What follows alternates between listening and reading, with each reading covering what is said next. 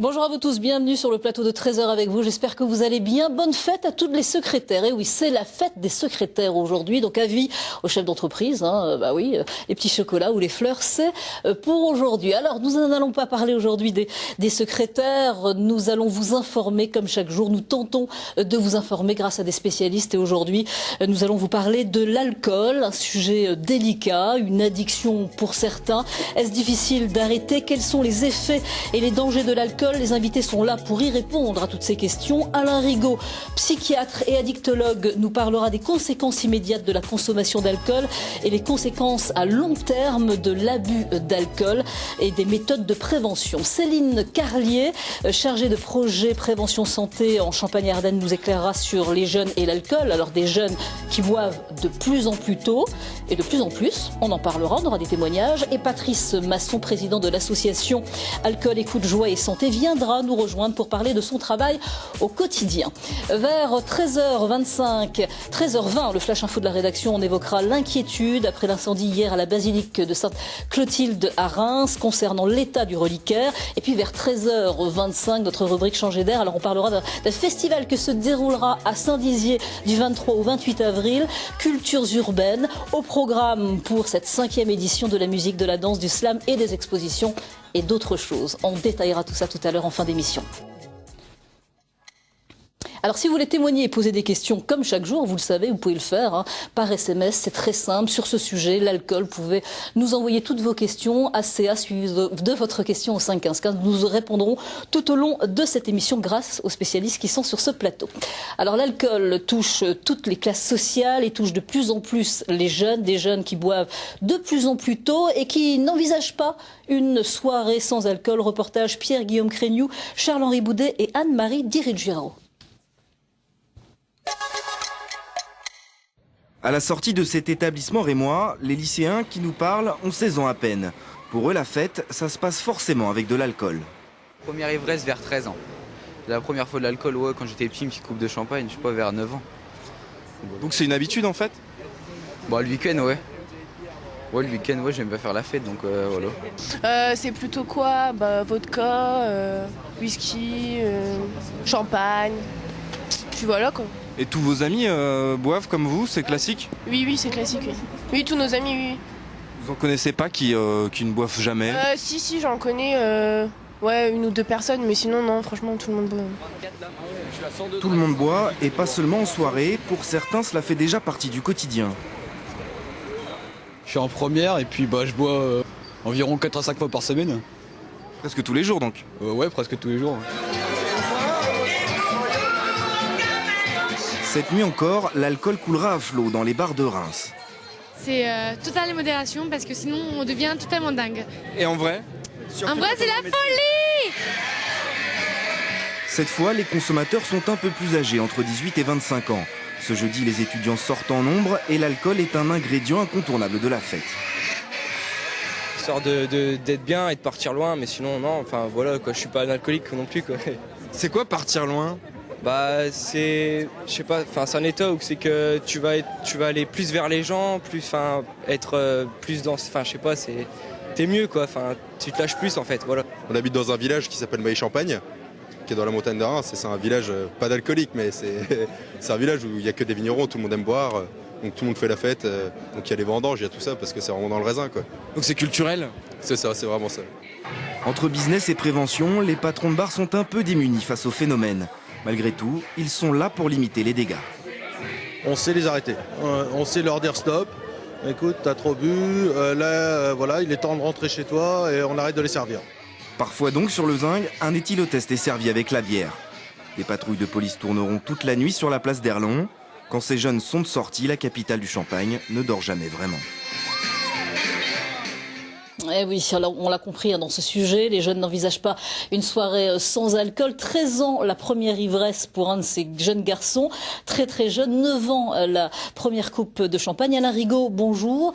Je rappelle que vous êtes donc psychiatre et addictologue. Des jeunes qui boivent de plus en plus tôt, un risque évidemment pour eux de devenir alcooliques? Plus les consommations sont fréquentes et précoces par rapport aux âges habituels, plus ça peut être un signe d'inquiétude. Mais le pire n'est jamais sûr. Ce phénomène-là, moi je l'élargirais, il est social. On parlait il y a quelques semaines des gamines de 10-11 ans et qui s'habillent comme des Lolita et leur sexualisation très précoce, l'alcoolisation des sujets de 11-12 ans qui commencent souvent en famille, ça fait partie du même phénomène. Les pubertés sont plus précoces, les enfants sont pré-ados plus vite. Il y avait un jeune justement dans ce reportage qui expliquait que boire l'aidait peut-être à aller discuter plus facilement avec d'autres personnes. Il y a le mal-être aussi des adolescents actuellement. Et justement, l'alcool, pour eux, ça les aide. Bon, ça ne va pas les aider, évidemment, Alors, dans les années qui vont arriver. est effectivement une période de vulnérabilité parce qu'on s'interroge sur son allure, si on est aimable, si on est compétent, si on va y arriver, etc. Donc c'est un facteur d'angoisse, mais ça a toujours été à toute époque. Par contre, il y a des phénomènes qui sont plus actuels, qui sont l'inquiétude spécifique que les ados et les jeunes d'aujourd'hui se font pour leur avenir, et même pour l'avenir de la planète. 4 à 5 fois, on entendait un jeune garçon dire 4 à 5 fois par semaine, il boit 4 à 5 fois, c'est beaucoup, il est alcoolique? Alors, pour être alcoolique, le mot est un mot problématique parce qu'il faudra le définir. Quand il y a le titre de votre émission, Où commence l'alcoolisme, il faut définir le mot alcoolisme. On en reparlera. Par contre, à coup sûr, il prend plus de risques de le devenir, mais c'est pas sûr non plus. On sait aujourd'hui qu'il y a à peu près 2,5-3% de 15-20 ans qui ont plus de 10 ivresses par mois. Voilà. Et c'est une augmentation importante par rapport à 2005. Et puis beaucoup d'autres, qui 22,5%, pour donner des chiffres précis, sont au moins à 3 ivresses par mois, c'est-à-dire finalement tous les week-ends. On ne voyait pas ça il y a quelques années. C'était, par exemple, quand je vous dis 22,5% en 2011, c'était 18% en 2005. Et puis les filles de plus en plus aussi. Alors, les filles accompagnent les garçons, donc un petit peu plus de filles comme plus de garçons. Mais ce qu'il faut bien comprendre, c'est que les filles, tout de même, boivent moins souvent, moins fort, avec moins d'ivresse que les hommes. Mais si la tendance générale est à des ivresses plus fréquentes et à boire plus souvent, les filles suivent, comme on l'a vu d'ailleurs avec le tabac dans les générations précédentes. Et ce qui est de plus en plus dangereux, c'est cette mode aussi qui arrive justement d'Angleterre. C'est le binge drinking, boire de plus en plus, mais de plus en plus vite. En fin de compte, c'est un concours qu'ils font lors des soirées. Voilà, c'est un phénomène européen. Ça a commencé par les Espagnols avec le botellón, le binge drinking. Bon, on a eu un peu de retard en France. Je pense que nous avons été protégés par la loi E20 qui encadre la publicité. Et aujourd'hui, la publicité est autorisée sur Internet, qui est le média des jeunes, ce qui est tout de même problématique. La publicité est quand même encore large. Enfin, c'est tout un problème. Mais à coup sûr, il y a un phénomène européen qui se joue différemment à l'ouest et à l'est. Et à l'ouest, ce qui est certain, c'est tout de même l'inquiétude des jeunes, encore une fois, par rapport à leur avenir, la valeur du diplôme, la possibilité d'entrer sur le marché du travail. L'inquiétude. Et l'inquiétude, évidemment. On est dans une précarité psychologique et sociale. Céline Carlier, Céline Carlier, bonjour. Je rappelle que vous êtes chargée de projet prévention santé en Champagne-Ardenne. Vous vous déplacez régulièrement dans les lycées, dans les collèges. Qu'est-ce qu'ils vous disent justement lorsqu'ils vous voient arriver? Comment ils réagissent, tous ces jeunes? Alors, je me déplace uniquement dans les lycées. Je ne travaille pas auprès des collégiens. C'est pas tout à fait le même travail de prévention. Et nous, notre public cible, ce sont les lycéens et les étudiants. Et j'y étais pas plus tard qu'hier, encore dans un lycée, dans les Ardennes. Et effectivement, les discours sont très semblables à ceux du reportage qu'on a entendu tout à l'heure. Des consommations de plus en plus précoces. Ils n'ont pas peur d'en parler. Voilà, ils en parlent facilement. Ils en parlent facilement. Ce n'est pas un tabou. Ce n'est pas un tabou et effectivement, ils ne conçoivent pas non plus la fête sans alcool. Est-ce qu'ils réagissent qu'ils sont vraiment accros à l'alcool pour certains? Non, ils n'en sont pas encore à ce stade-là. Ils ne pensent pas être dans la dépendance. Alors votre message justement par rapport à tous ces jeunes? Par rapport à tout ça, je leur explique qu'à partir du moment où on ne conçoit pas de sortir le week-end, de faire la fête sans alcool, donc il y a vraiment une régularité de la consommation, il faut commencer à se poser des questions. La dépendance, c'est pas forcément boire tous les jours, mais si tous les week-ends on est obligé de boire à outrance pour faire la fête et pour se sentir bien, il commence à y avoir un problème.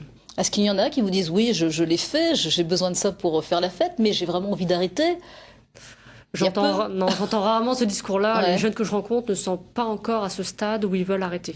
Ils sont vraiment dans la consommation, dans la fête, dans l'âge encore des expérimentations. Alors il y en a qui conduisent, évidemment, qui reprennent des voitures. Comment vous leur parlez? Est-ce qu'ils justement comprennent ces choses-là? Il y a un capitaine de soirée, ils prennent des bus, comment ça se passe? Alors à ce niveau-là, ils sont quand même de plus en plus organisés. D'accord. Notamment sur les événements étudiants. Très fréquemment, il y a des opérations capitaines de soirée qui sont mises en place.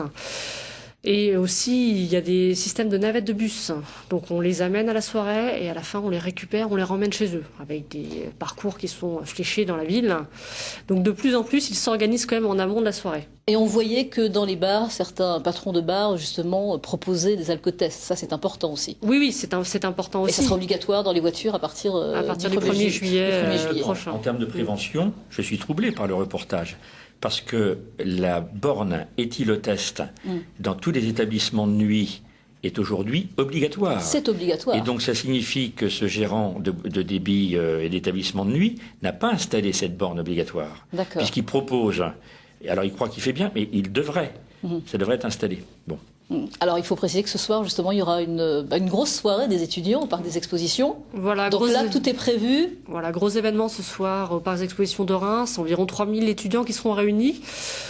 Et donc tout le dispositif de prévention a été mis en place. Donc une opération capitaine de soirée. Donc je serai moi-même présente avec mon équipe pour travailler toute la nuit sur cette opération capitaine de soirée, faire souffler les jeunes en fin de soirée aussi, notamment, et système de navettes de bus. Donc les navettes qui les amèneront par les expositions en début de soirée et qui ramèneront les jeunes sur la fin de soirée. Donc soyez prudents évidemment ce soir. Tout est mis en place pour que vous rentriez, Voilà, et que la fête se passe bien. Ça permet de vous dire des choses précises et rapides sur la prévention. Vous voyez, dans ce qu'a dit Céline Carlier, il y a toute la prévention qui doit être faite avant la fête. Bien sûr. Et notamment le développement des compétences psychosociales chez les collégiens et les lycéens. Et puis, ce qui doit être présenté pour savoir préparer la fête et réduire les risques. Et puis ensuite, il y a le moment de la fête. Comme par exemple ce soir, organisé en plus avec les pouvoirs publics. Ce qui permet de, comme pour les apéros géants, déclarer à l'avance, d'organiser tout un dispositif de réduction des risques. Parce que et notamment, il y a les transports automobiles. Mais on sait aussi qu'il peut y avoir des ivresses avec des problèmes pendant la fête. Donc, résoudre le problème du retour à domicile avec des moyens de transport est une bonne chose, mais ça n'est pas suffisant.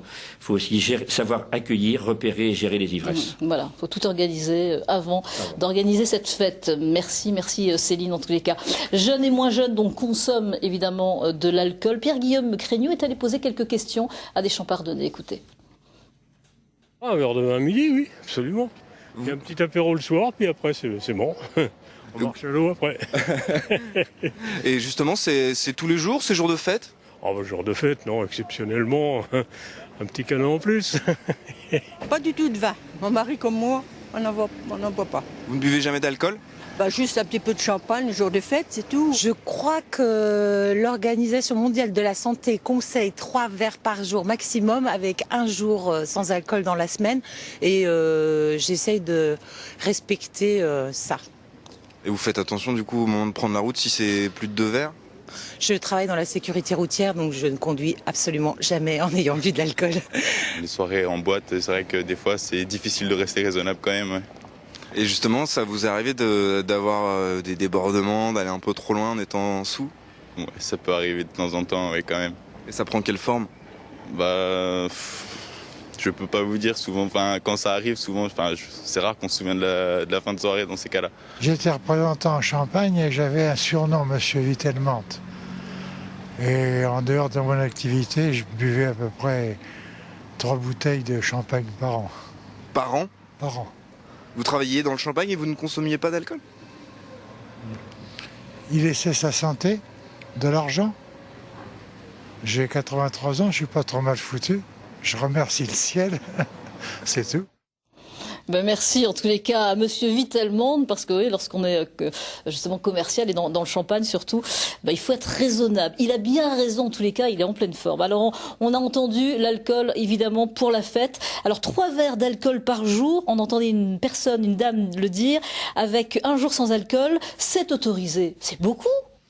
Alors, elle a fait une petite erreur sur un mot. Elle a parlé de recommandation, comme s'il fallait, pour être en bonne santé, boire 3 verres de boissons alcooliques par jour. Ça n'est pas ça. C'est ce que recommande l'OMS, d'ailleurs c'est pas tout à fait l'OMS, mais passons, c'est un seuil, un repère, qui est un repère de risque. C'est-à-dire qu'au-delà de 3 verres par jour quotidiens pour les hommes, ou 21 verres par semaine pour les hommes, et au-delà de 14 verres par semaine ou 2 verres par jour pour les femmes, on commence à augmenter significativement les risques pour sa santé dans les consommations régulières. Voilà. Et dans les consommations ponctuelles, par exemple à l'occasion des fêtes, quand il est difficile de résister, comme l'a dit cet étudiant, il est conseillé de ne pas dépasser 4 consommations dans la soirée, bien sûr, sans prendre le volant. Voilà. Donc c'est des seuils à ne pas dépasser. C'est pas des recommandations, des normes qu'il faut consommer. Parce qu'on peut très bien vivre en buvant peu, en buvant même très peu, comme l'a dit cet homme. En n'ayant jamais touché à l'alcool aussi, même pas une goutte. Voilà, on peut très bien vivre être en pleine forme. À la vie et à l'équilibre. C'est un petit plus de plaisir à condition de savoir rester à dose faible et à risque faible. Juste une bonne eau, c'est très très bon. Voilà. Alors, Patrick Masson, bonjour. Vous êtes le président de l'association Alcool et Écoute, Joie et Santé à Châlons. Vous aidez au quotidien les personnes justement qui ont des problèmes d'alcool. Comment ça se passe? Ils viennent d'eux-mêmes vous voir ou c'est l'entourage qui vous appelle? Des appels au secours, il y en a au niveau de l'entourage, parce que ça commence par là, puisque l'alerte commence par l'entourage, mais c'est pas facile de se reconnaître malade, alcoolique déjà, parce que c'est pour c'est un tabou. Voilà, c'est un tabou, et puis n'importe qui. L'alcoolique, c'est le SDF qui est avec sa bouteille sur le trottoir. Oui, mais l'alcoolique, il est chez notre voisin, il est partout. Et donc, après, il faut se reconnaître malade pour demander de l'aide. On ne peut pas aider quelqu'un qui n'en a pas envie. On va écouter tout de suite justement un témoignage. On en parle juste après. Écoutez. J'ai eu du mal à assumer toutes mes responsabilités, et pour oublier ou pour me donner du courage, j'ai voulu boire comment je buvais, et ça a été très dur d'admettre que j'ai eu un problème avec l'alcool. C'est venu petit à petit jusqu'au jour où je suis arrivée au petit déjeuner le matin. À la place de mettre du café dans ma tasse, je mettais du rosé. Voilà, donc au petit déjeuner. Alors, vous êtes président de cette association, Alcool et Écoute, Joie et Santé à Châlons. Vous êtes président parce que vous-même, vous êtes un ancien buveur. Vous avez arrêté. Est-ce que ça a été difficile? Ça a été compliqué d'arrêter? Bien sûr, c'est pas facile de se dire... Vous avez été aidé? Ah oui, tout à fait. Par des associations? Par cette association-là, bien sûr, mais il faut faire un sevrage ou une cure en milieu hospitalier. Parce que l'alcool, c'est la seule drogue. Bon, le docteur Rigaud le démentira pas. Il n'y a plus une seule goutte d'alcool actuellement? Non. Non, c'est ma condition, la condition pour que je sois bien. Mais ce qui est compliqué, vous m'en parliez hors antenne, justement, on était au téléphone, on en discutait l'autre jour, c'est que lorsque vous êtes invité chez des amis, il y a des personnes qui vous disent « Allez, juste une petite goutte, et là, il ne faut surtout pas craquer. Ben non. Voilà. Donc, il y a des fois, je choque un peu en disant que je suis alcoolique non pratiquant. Ouais. Voilà, donc ça plaît ou ça plaît pas, mais ça a le mérite d'être clair, et en général, on n'insiste plus. Quand on propose une cigarette et que vous dites « j'ai arrêté de fumer », on vous applaudit des deux mains.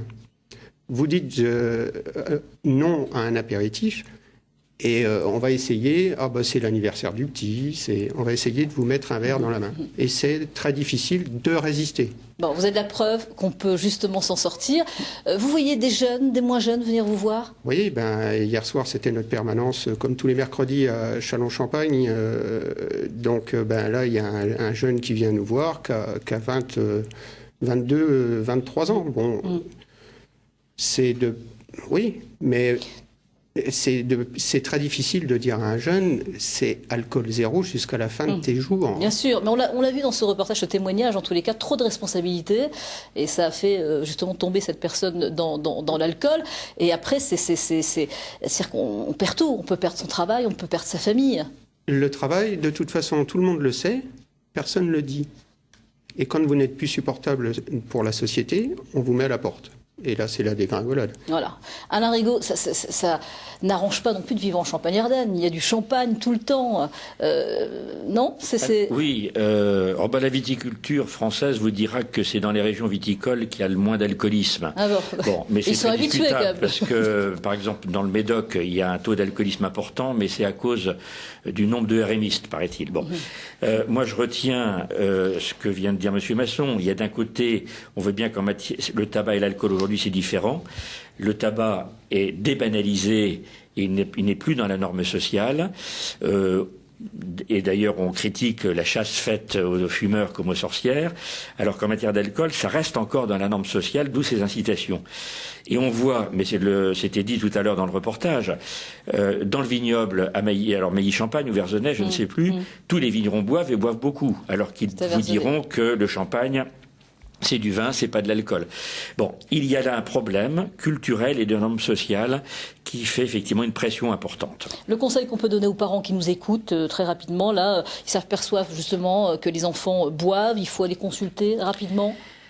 Alors, il faut, comment je dirais, quand les parents, on peut pas s'alarmer à la première ivresse, parce que ça fait partie d'une expérience. Voilà. Alors c'est effectivement, quand ils peuvent constater que leur ado, si c'est un pré-ado, il faut vraiment qu'il réagisse très vite.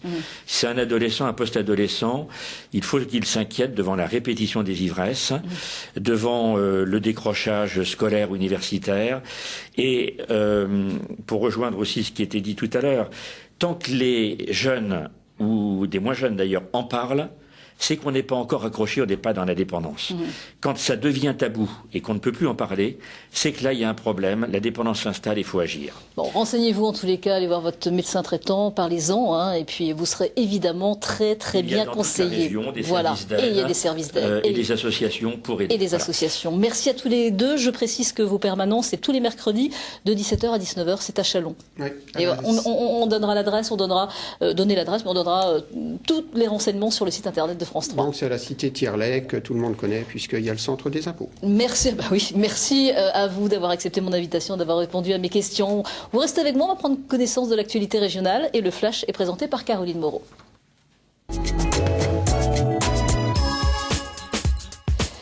Bonjour Caroline. Bonjour Valérie. Et on commence par les suites de l'incendie survenu hier à Reims à la basilique Sainte-Clotilde. Événement qui a suscité beaucoup d'émoi évidemment dans la ville. L'une de nos équipes est bien sûr retournée sur place ce matin afin de constater l'ampleur des dégâts au niveau notamment du trésor qu'abrite l'édifice. Son reliquaire, c'est l'un des plus importants de France. Les responsables étaient très inquiets quant aux éventuels dégâts provoqués par l'eau nécessaire pour éteindre l'incendie.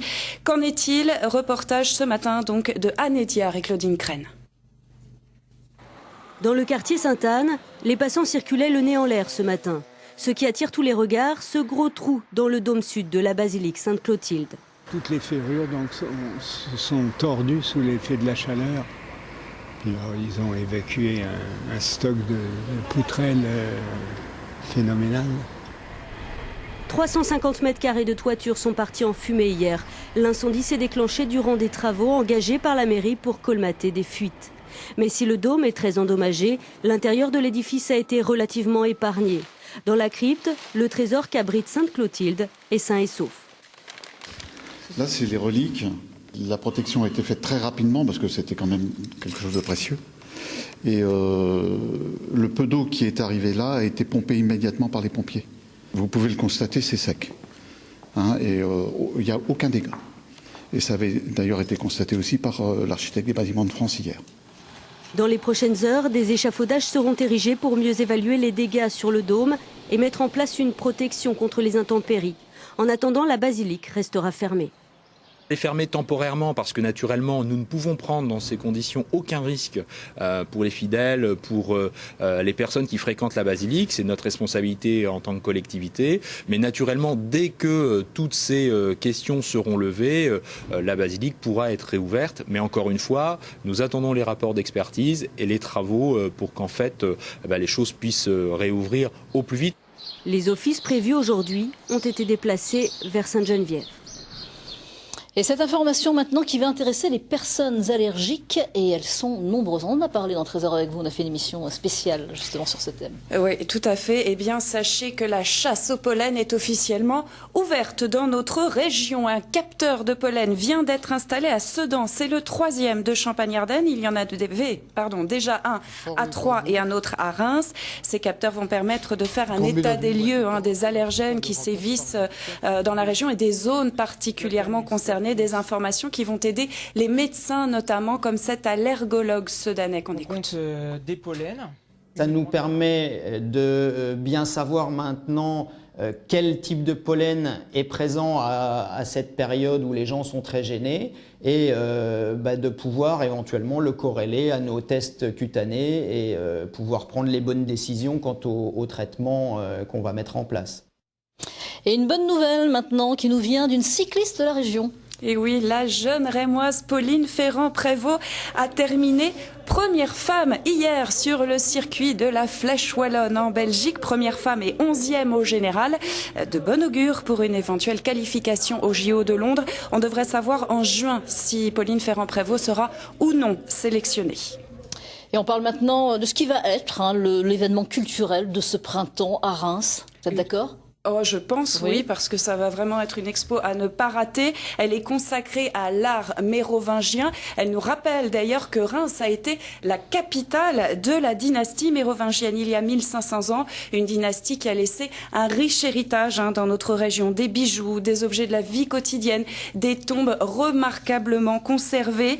Autant de trésors à découvrir à partir d'aujourd'hui et jusqu'à fin juillet. C'est au musée Saint-Remy à Reims. Oui, et puis je recevrai demain justement dans Changer d'air, on parlera de cet événement culturel. On reste dans le domaine culturel, mais en chanson maintenant. Et quelle chanson? Alors, d'abord, gros plan sur une chanteuse qui monte sur la scène française et qui est de retour en ce moment sur les terres de son enfance à Chaumont. Depuis quelques jours, Dorothée Daniel est en résidence au Nouveau Relax où elle se produit encore ce soir et samedi. 2 soirées où elle a invité ses amis, d'autres chanteurs comme Aldebert ou encore Anne Sylvestre. Bref, à Chaumont, Dorothée Daniel allie travail et bon moment avec ses copains. On écoute l'artiste. Il y a quelque chose de très festif là, de réunir tout le monde, de tous ces gens avec qui j'ai bossé. Et en même temps de faire le point, moi, sur toutes mes chansons, parce qu'effectivement, je suis en train de travailler sur mon 3e album que je vais maqueter cet été. Et du coup, là, tous les arrangements que vous avez entendus sont les arrangements, entre autres, de l'album. Et ça me permet, moi, de savoir où je vais. Et puis, il reste encore quelques places pour aller écouter ce soir le célèbre jazzman Bobby McFerrin. Vous savez, Don't Worry, Be Happy. Eh bien, c'est lui. Il se produit à partir de 20h30 sur la piste du Knack à Châlons.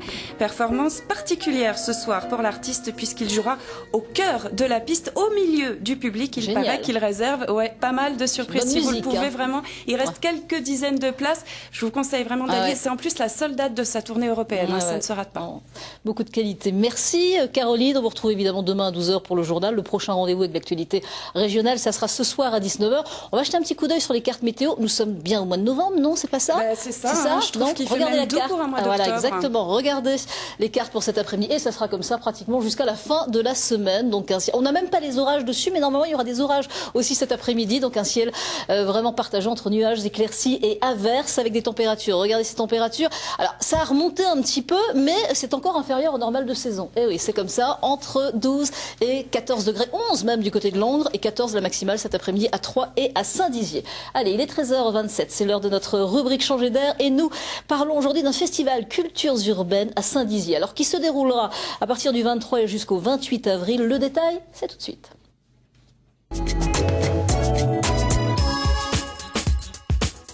Et pour parler de ce festival, je reçois Frédéric Garcia. Bonjour. Bonjour. Vous êtes adjoint à la communication et à l'animation culturelle de la ville de Saint-Dizier. Alors, 5e édition cette année des Cultures Urbaines. Cultures Urbaines, c'est un festival qui propose vraiment un mélange de danse, d'exposition, de chant. Il y en a pour tous les goûts.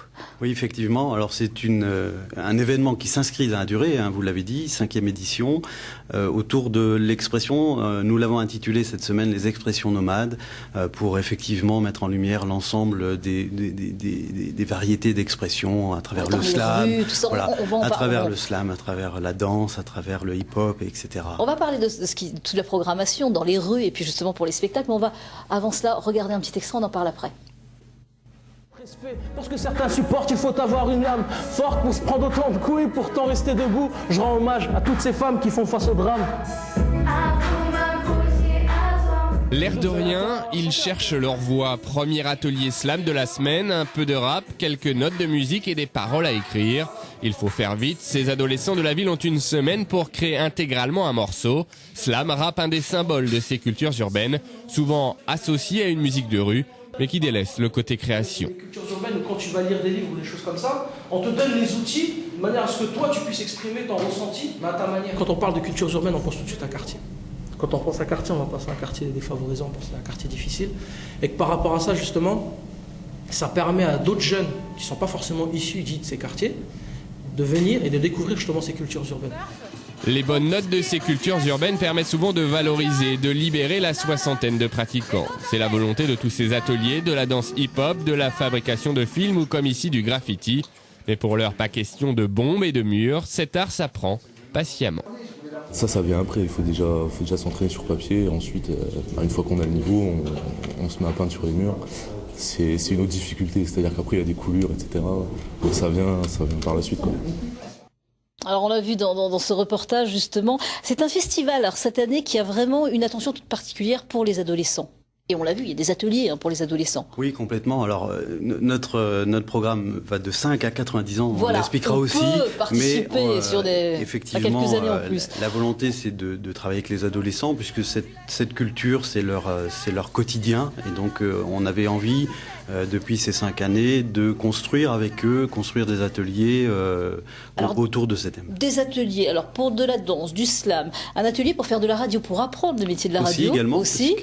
La radio, c'est pas qu'un micro. Hein. Il y a des choses qui se passent avant. Il y a du son. Il y a aussi un métier de journaliste. Bien sûr, d'apprendre le métier. Il y a beaucoup de choses derrière la radio. Donc on a une radio locale qui joue le jeu avec nous sur cette semaine, et c'est tant mieux. Des expositions évidemment, des spectacles tout au long de ce festival. Une exposition avec le FRAC Champagne-Ardenne qu'on accueille déjà depuis une semaine, et puis des animations le soir, puisqu'on veut que ce qui est produit dans ces ateliers puisse être à l'écoute de tout le monde. Et dans les rues, des DJ.